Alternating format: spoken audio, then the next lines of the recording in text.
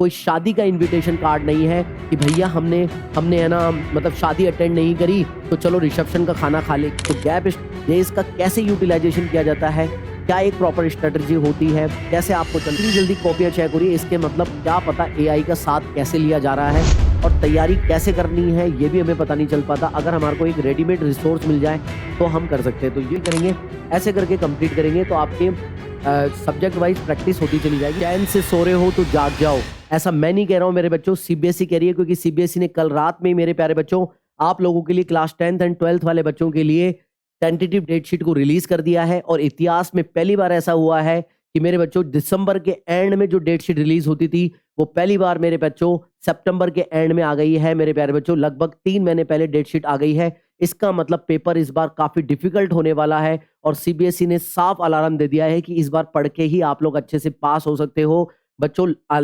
अंत में मैं आप लोगों को बताऊंगा भी कि कैसे आप अच्छे से प्रिपरेशन कर सकते हो, कैसे अपने सिलेबस को कंप्लीट कर सकते हो और अच्छा मार्क्स लेके आ सकते हो। आइए मेरे बच्चों, और इसका जो लिंक है मेरे बच्चों डेट शीट का वो मैं आपको डिस्क्रिप्शन बॉक्स में दे दूंगा। लेकिन अपन पूरा एनालिसिस करते हैं 360 डिग्री, क्योंकि ये वीडियो दूसरे वीडियो से अलग होने वाला है। थोड़ी अच्छी और बेहतर इंफॉर्मेशन आप यहां से लेकर के जाओगे। मेरे बच्चों देखो, सीबीएसई ने रिलीज कर दी डेट शीट को, तो फर्स्ट बोर्ड एग्जाम कहां से कहां तक चल रहे हैं सर? 17 फेब से लेकर के 7 मार्च तक चल रहे हैं। और सेकंड बोर्ड एग्जाम जो है मेरे बच्चों 15 मई से लेकर के 1 जून तक चल रहे हैं। 2 बोर्ड एग्जाम इस बार सीबीएसई कंफर्म कर चुकी है।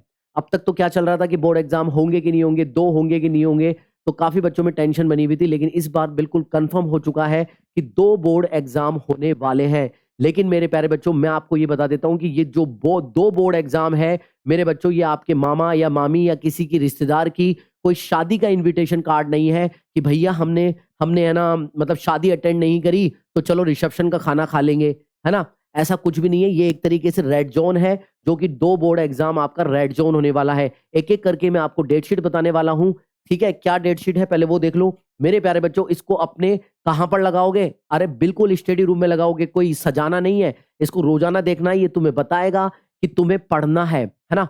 अब देखो डेट शीट क्या है, सारे बच्चे मेरे को बताना आपकी डेट शीट क्या है। देखो 17 फरवरी को मैथ का एग्जाम है, चाहे बेसिक का हो चाहे स्टैंडर्ड का हो। 21 फरवरी को आपको इंग्लिश का एग्जाम है, इसमें आपको केवल 3 दिन का गैप मिल रहा है, क्योंकि इस दिन तो तुम एग्जाम दे के आओगे 17 तारीख को, और 21 तारीख को तुम सुबह ही एग्जाम देने चल जाओगे। कितने बजे से कितने बजे तक? 10:30 से 1:30 बजे के बीच में एग्जाम होने वाला है, ध्यान रखना।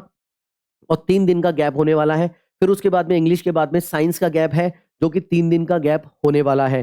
फिर उसके बाद में अगर आपके पास में कंप्यूटर, एआई और ये सब्जेक्ट्स हैं जो कि एडिशनल सब्जेक्ट हैं, तो वो मेरे बच्चों केवल 27 तारीख को ही है, इसमें केवल 1 दिन का गैप होने वाला है। और अगर किसी के पास में संस्कृत है तो वो तो बिल्कुल डेंजर जोन में है, क्योंकि जिस दिन पेपर दे के आएगा उसके अगले दिन ये 0 दिन का गैप है। तो 28 तारीख को संस्कृत है क्या तुम्हारे पास संस्कृत? बताना कि बच गए सर, बच गए, ठीक है। अगर 27 तारीख को तुम कंप्यूटर दे के आओ तो फिर तुम्हारे पास हिंदी है, हिंदी भी तो होगी। तो तुम्हारा 2 मार्च को क्या है? हिंदी है, हिंदी भी का एग्जाम है, जो कि 2 दिन के गैप में होने वाला है। और उसके जस्ट बाद तुम्हारे पास सोशल साइंस है, जो कि 7 मार्च को होगी, और इसमें 4 दिन का गैप होने वाला है। तो तुम बताना कि तुम्हारे हिसाब से कौन सा सब्जेक्ट में ज्यादा गैप है। मुझे लग रहा है कि एक बार सोशल साइंस के लिए तुम्हारे पास गैप बचता है। क्यों? क्योंकि अगर तुम हिंदी ए और हिंदी बी का एग्जाम दोगे तो तुम्हारे पास 4 दिन का गैप है, और यहां पर तुम्हारे मेन सब्जेक्ट कंप्लीट हो चुके होंगे। लेकिन अब तुम्हारे को एक राइट स्ट्रेटेजी बनानी होगी कि किस तरीके से आपको इंग्लिश और साइंस, ये थोड़ा थोड़ा मेरे को लग रहा है कि ये मतलब कोलैप्स कर रहे हैं। और गैप डेज में कैसे पढ़ना है, अगर तुम चाहते हो कि मुझे एक प्रॉपर स्ट्रेटेजी बनाओ सर, तो गैप डेज का कैसे यूटिलाइजेशन किया जाता है, क्या एक प्रॉपर स्ट्रेटेजी होती है, कैसे आपको चलना है, इसके ऊपर मैं वीडियो भी बना दूंगा। तो लिख देना कि भैया मेरे को एक गैप डेज का वीडियोस बना दो, क्योंकि अभी वीडियो लंबी ना हो जाए, काफी इंफॉर्मेशन मेरे को आपको देनी है। मेरे प्यारे बच्चों, ये इंफॉर्मेशन अगर आप पढ़ोगे तो इसमें आप लोगों को बता दिया, रिजल्ट के बारे में बता दिया है। जैसे जैसे एग्जाम होते जाएंगे 12-12 दिन में कॉपियां चेक होती जाएगी। तो इस तरीके से हमारा जो लास्ट एग्जाम है ना, तो मैं ये मान के चलता हूं कि 30 मार्च को आपकी सारी कॉपियां चेक हो जाएगी। फटाफट कॉपियां चेक हो रही है।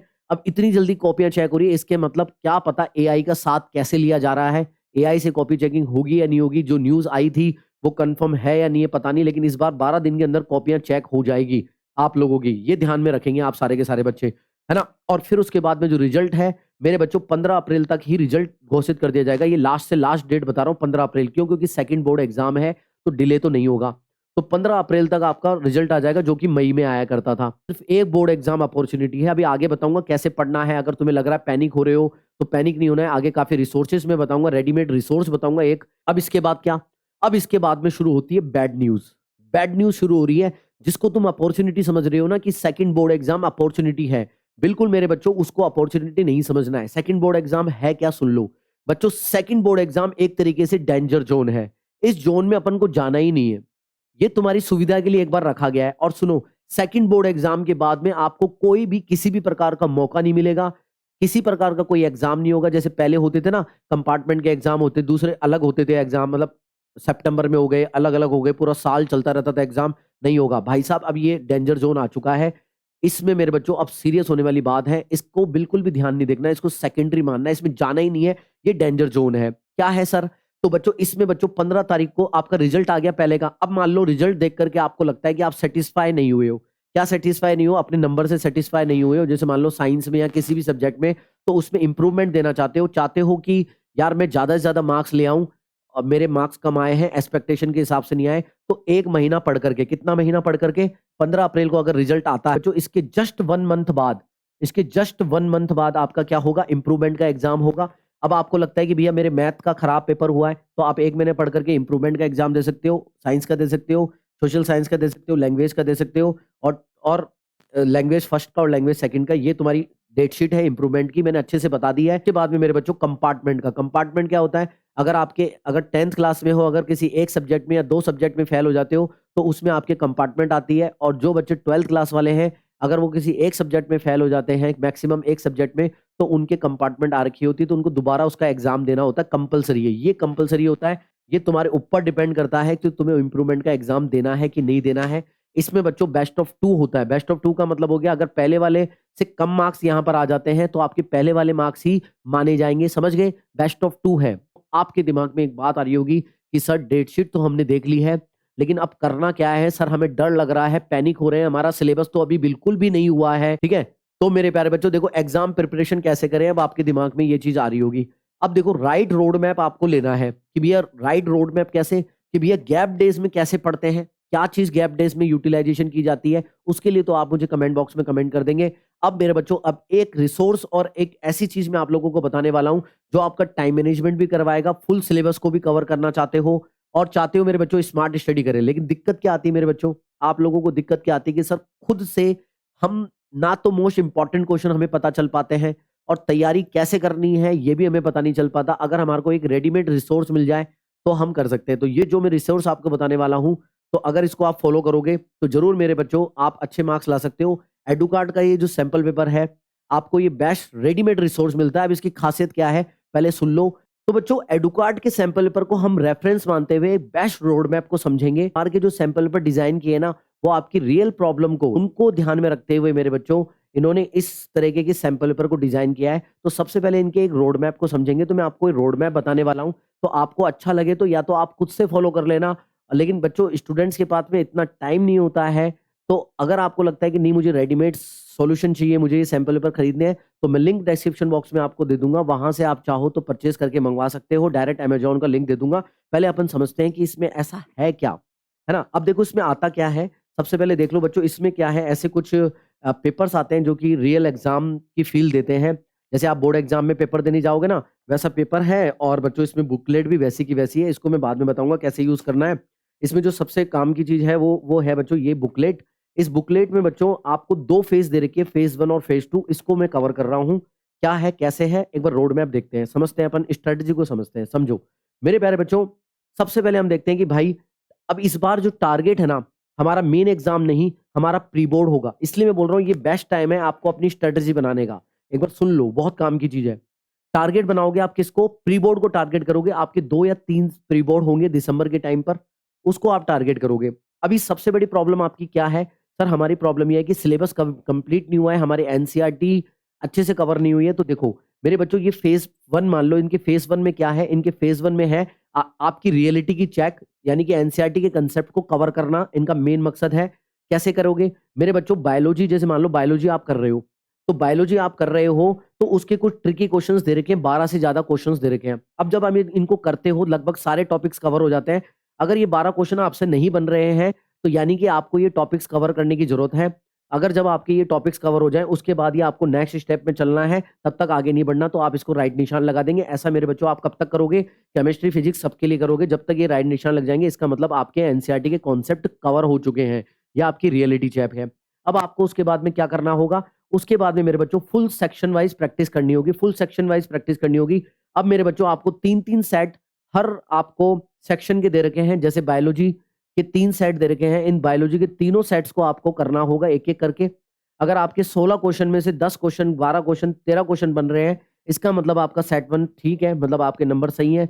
सेट 2 करेंगे, डिफिकल्टी लेवल बढ़ता चला जाएगा, फिर सेट 3 करेंगे, ऐसे करके कंप्लीट करेंगे तो आपके सब्जेक्ट वाइज़ प्रैक्टिस होती चली जाएगी। ये सारे काम आपको किस हर चीज़ के लिए करना है, ये बायोलॉजी के लिए, ये फिजिक्स के लिए, और सेम चीज़ मेरे बच्चों केमिस्ट्री के लिए करनी है। यस सर, ये आपकी फिजिक्स, ये आपका फेज़ 1 हो गया, ठीक है? तो इससे आपके क्या हुआ, आपके कॉन्सेप्ट भी कवर हो गए, कौन से कॉन्सेप्ट वीक है वो पता चल जाएँगे, और साथ ही साथ मेरे बच्चों सेक्शन वाइज़ आपकी प्रैक्टिस हो जाएगी कि हमारे पूरे सेक्शन कवर हो चुके हैं। फेज़ सेकंड में जाना होगा, फेज़ सेकंड भी इसी में दे रखा है। फेज़ सेकंड में फुल सिलेबस की प्रैक्टिस के लिए न्यू पैटर्न बेस आपको कुछ सैंपल पेपर दे रखे होंगे। इन तीनों सैंपल पेपर को आपको सॉल्व करना है, जिसमें तीनों सेक्शन एक साथ होंगे। इससे आपका क्या करना है, टाइम मैनेजमेंट होगा, यानी कि 3 घंटे में आपको कंप्लीट करना है, घड़ी लगा करके करना है। हो सके तो जो टाइमिंग है ना, हमारे एग्जाम की टाइमिंग क्या थी, 10:30 बजे से लेकर के 1:30 बजे जो भी थी, 10 बजे से लेकर के उसके बीच में आप यहाँ पर लगा लो तो ज़्यादा बेटर रहेगा। वाले पेपर भी मिल जब आप इस तरीके के पेपर में लास्ट में कर रहे होंगे, तो आपको ऐसा लग रहा होगा कि आप एग्ज़ाम हॉल में ही आंसर कर रहे हो, लिख रहे हो, तो आप जब एग्ज़ाम में जाओगे तो आपको डिफ़िकल्टी नहीं आएगी। ओएमआर शीट वगैरह कैसे भरना है, वो भी इसमें आपको दे रखा है। अगर अब आपको लगता है कि आप इस सिचुएशन में हो और आपके लिए ये परफेक्ट स्ट्रैटेजी हो सकती है और आपको एक रेडीमेड रिसोर्स चाहिए, टाइम नहीं है, अब बस पढ़ाई में लग जाना है, तो बच्चों इसका जो बुक का जो लिंक है, परचेज़ लिंक है, वो मैं आपका डिस्क्रिप्शन बॉक्स में डला दूँगा या कमेंट बॉक्स में डला दूँगा। आप जाकर के चेकआउट कर लेना, वहाँ से खरीद लेना। लेकिन आप खरीदना तभी जब आप इसको अच्छे से पढ़ो, है ना? तो ही खरीदना, और लेकिन अब पढ़ाई में लगना है अपन को। अगर आपके पास में कोई बेस्ट स्ट्रैटेजी है और आपकी सिचुएशन क्या है, आप मुझे कमेंट बॉक्स में ज़रूर बताएँ, और नेक्स्ट टॉपिक भी आप सजेस्ट कर सकते हो कि आपको किस टॉपिक पर वीडियो बनवाना है, आपके लिए ज़रूर बनाया जाएगा। और मेरे प्यारे बच्चों, आपको ये बताओ कि ये डेट शीट आपको कैसी लगी, और आपको कोई डाउट है, वो भी आप मुझे कमेंट बॉक्स में कमेंट करके ज़रूर बता देना। हो सके तो बच्चों इस वीडियो को लाइक ज़रूर करना, एक अच्छा-सा कमेंट छोड़ के जाना, और वीडियो को सब्सक्राइब कर लेना इस तरीके से नए आए हो तो, क्योंकि मैं लाइव में भी बच्चों आप लोगों को पढ़ाता हूँ, मैथ पूरी कंप्लीट मैथ पढ़ाता हूँ, और हमारा पहला एग्ज़ाम भी मैथ से है। तो बिल्कुल मेरे बच्चों बम फाड़ के आएँगे बोर्ड एग्ज़ाम में। क्या मेरे साथ तैयार हो? नीचे लिख देना, हाँ सर तैयार है, 500/500 की तैयारी अब हम करने वाले हैं। तो चलिए बच्चों, मिलते हैं किसी नेक्स्ट वीडियो में, तब तक के लिए जय हिंद, जय भारत, वंदे मातरम, बाय मेरे बच्चों। दोस्तों के साथ ज़रूर इस वीडियो को ज़रूर शेयर कर देना ताकि उनको थोड़ा-सा रिलैक्सेशन मिले।